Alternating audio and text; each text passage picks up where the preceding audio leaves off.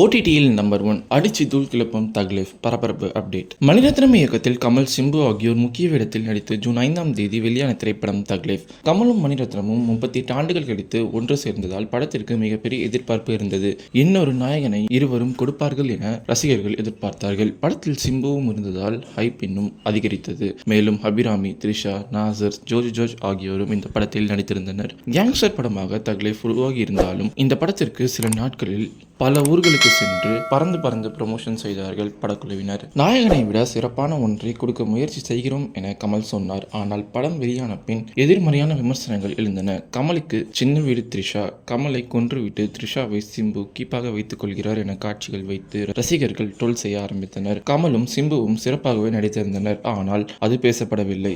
Action காட்சிகளும் தரமாக இருந்தது.